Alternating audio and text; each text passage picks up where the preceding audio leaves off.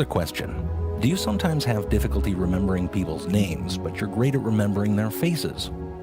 Or maybe you're really good at moving odd-shaped furniture around corners, or packing your car full with so much stuff everyone told you it was going to be impossible. If so, you might just be a visual thinker. How about this? Try and remember an event from your past. What happens? Do you find yourself remembering something fuzzy like the significance or emotion or mood around that event? Or do you remember specific scenes and images? For some people, it turns out that images and spatial relationships seem to dominate their thinking process. Basically, they think in pictures. It's thought that upwards of 60% of people are in this category, and it's a continuum, not all or none. Some people just think this way more than others.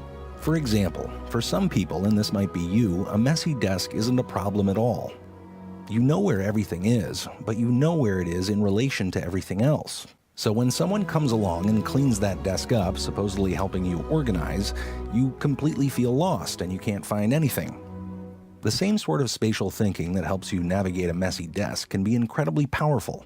The chess grandmaster Bobby Fischer said that he could see all of the pieces on the chessboard even when it wasn't in front of him, which allowed him to practice and play in his head. Nikola Tesla, a pretty amazing inventor, took this one step further and said he was able to build and rebuild complicated machines in his mind and then run them to see where the moving parts could potentially fail. When he was only 24 years old, the inventor Thomas Edison described his experience this way. "I have innumerable machines in my mind now, which I shall continue to illustrate and describe day by day when I have the spare time."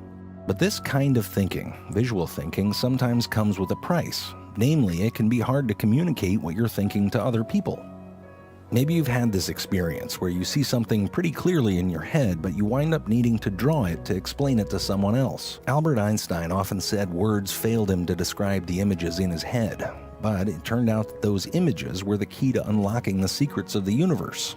It was after he envisioned a man riding a wave of light that he was able to construct his theory of relativity. James Clerk Maxwell, the mathematical physicist, had a similar experience. His colleagues urged him to show the relationship between energy, entropy, and volume using equations, which is how they best communicated ideas. Instead, he used clay and plaster to show the relationship in the way that he understood it, as a physical and visual form of thermodynamics.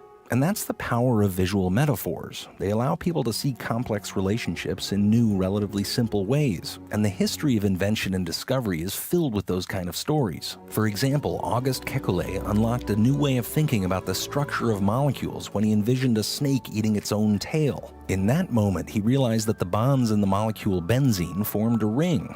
And this led to a whole new way of understanding how molecules could be visualized. And that's ultimately the challenge that visual thinkers face. How do you get those images out of your head and into the real world, as inventions or discoveries? It's also why right now is such an exciting time for people who think like this. The digital age has brought technology that allows visual thinkers to directly experiment with the forms that they're best at understanding. Visual thinkers can now fold complex proteins on the screen or use 3D printers to build almost any form they can imagine. And they can invent and play in virtual reality spaces that just couldn't exist in the real world. It's a good time to be a visual thinker. So next time you forget the names of streets on a route that you can navigate with ease, don't beat yourself up. You might just be the next genius inventor of our time. What kind of inventor are you?